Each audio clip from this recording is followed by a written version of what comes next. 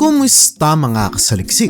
Maniniwala ka ba kung sasabihin ko sa iyo na mayroong mga kakaibang bagay tayong posibleng makita at matuklasan sa ating kapaligiran na sigurado akong sadyang mahirap paniwalaan para sa marami sa atin? Kaya mula sa paglalaban ng dalawang hayop na kayang mabuhay, mapalupa man o tubig, hanggang sa pinakamaliit na armadillo sa ating planeta, ay pag-usapan natin ang 10 patunay na nagiging kakaiba na ang ating kalikasan. Kaya kung handa ka ng malaman ng mga ito ay simulan na natin. Number 10. Tortoise versus snakeheads. Hindi na bago sa ating kaalaman na ang mga tortoise o pagong ay mayroong kakayanan na mamuhay mapalupa man hanggang tubig. Pero alam mo ba na mayroon ding isang uri ng isda na may ganitong kapabilidad? Ito ay ang mga snakeheads na mayroong itsura na para bang igat at madalas na nakakalaban ng mga pagong. Kung saan ang ganitong uri ng isda na naninirahan sa mga butas sa lupa ay madalas inaantay ng mga pagong na tila ba nag-aantay ng kanilang makakain. Dahil hanggang 15 araw kayang mamuhay ng mga snakehead sa ibabaw ng lupa, ay kalahating buwan nilang kakailanganin na iwasan ang pag-atake ng mga pagong, dahil kung hindi ay malamang na magiging pagkain sila ng mga ito. Number 9. Mexican jumping beans. Kung bibisita ka sa bansang Mexico ay sigurado ako na makakakita ka ng mga buto ng halaman na kanilang ibinebenta na kung tawagin ay Mexican jumping beans na talaga namang sikat para sa maraming mga tao. Dulot na gumagalaw at tila ba tumatalon-talon ng mga ito. Cute at nakatutuwa mong makita ang pagtalo ng mga buto ng halaman, ay sigurado kung mandidiri ka kung sakaling malalaman mo ang dahilan nito. Dulot ng mga Mexican jumping beans ay tumatalon matapos mapisa ang mga itlog ng gamo-gamo na nangitlog sa loob ng halaman. Kung kaya't ang rason sa paggalaw nito ay ang mga uod na unti-unting umuubos at kumakain nito mula sa loob. Number 8. Nycteribidae.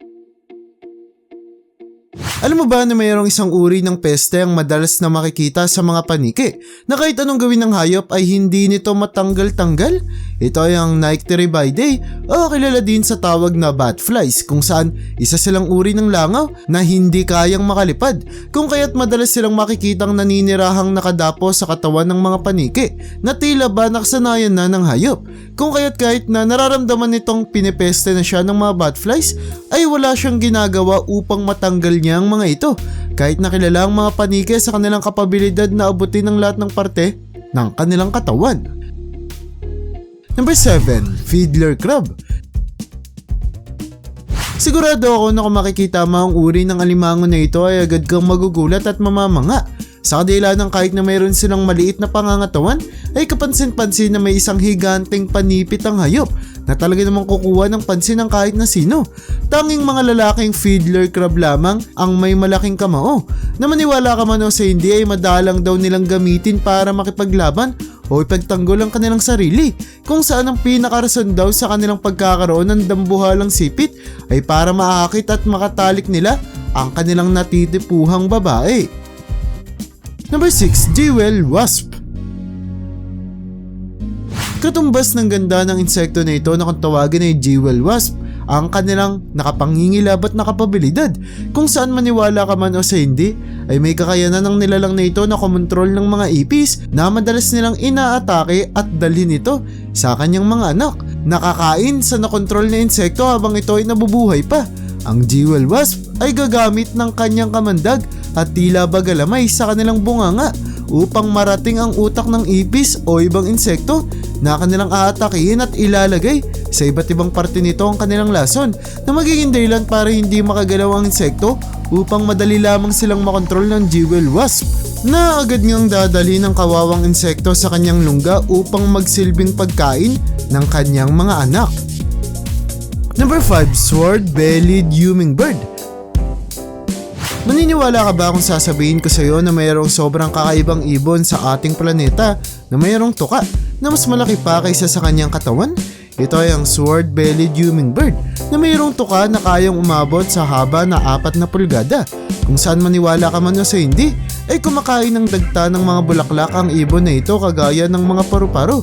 Tinawag na espada din ang tuka ng sword-bellied hummingbird dahil sa ginagamit nila ang mga ito upang kalabanin ang iba pang mga lalaki nilang kauri, lalo na kung meron silang babaeng sabay na natitipuhan. Number 4. Glass frog. Alam mo ba na mayroong isang uri ng palaka na kung titignan mo sa ilalim ay makikita mo ang kabuuan ng kanyang katawan at mga parte sa loob nito? Ito ay ang glass frog na isa sa pinakabibihirang makitang palaka sa ating planeta, kung saan matatagpuan lang sila sa ilang parte ng kagubatan ng Amerika. At dahil ang hayop ay kumikilos lamang sa pagsapit ng gabi, ay talaga namang nahihirapan ng mga eksperto na makahanap ng mga ito. Ang tiyan at dibdib ng palaka ay transparent, kung kaya't makikita mo agad ang kanyang lamang loob kagaya ng puso, bituka at pati na rin mga ugat ng hayop na parehong nakamamanga at nakapangingilabot makita. Number 3. Coreoactis. Maniniwala ka ba kung sasabihin ko sa iyo na mayroong isang uri ng kabute na tanging matatagpuan lamang sa ilang parte ng bansang Mexico at Japan? Ito ay ang Coreoactis o Devil Cigar na binigyan ng ganitong pangalan dulot na sa tuwing naglalabas ang kabute ng kanyang spores ay tila ba sumisitsit ito. At kung bata pa lamang ang Coreoactis ay posible raw na mapagkamalan silang isang sigarilyo. Ang fungi ng Devil Cigar ay tinuturing na isa sa pinakamadalang na makitang kabute sa ating planeta, dulot na pili lamang ang lugar na kanilang pinagtutubuan. Number 2. Vampire deer. Sigurado ako na pamilyar ka na sa mga vampira na kilala sa kanilang kaugilian na uminom ng dugo gamit ang kanilang dalawang mahabang pangil. Pero alam mo ba na may ganitong hayop na naninirahan daw sa ating planeta? Ang nilalang na sinasabi nila na tila ba isa raw vampira ay ang mga vampire deer na mapapansing mayroong dalawang mahabang pangil na talaga namang aakalain ng kahit na sino na gagamitin ng hayop na pang-atake at panipsip ng dugo na para bang mga vampira. Pero ayon sa mga eksperto ay kagaya daw ng ibang mga usa ay halaman ang kinakain ng mga hayop na ito, kung kaya't wala raw rason para sa atin silang katakutan. Number 1. Pink Fairy Armadillo.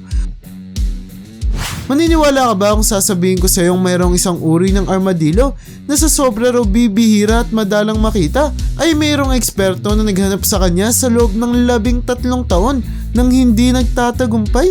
Ito ay ang Pink Fairy Armadillo na may hawak sa titulo ng pagiging pinakamalait na uri ng armadillo sa lahat, kung saan dahil naninirahan daw ang hayop na ito sa ilalim ng buhangin ng desyerto na dagdag sa kanyang maliit na sukat ay hindi na may tatanggi kung bakit isa rin ito sa pinakapambihirang makitang armadillo sa lahat.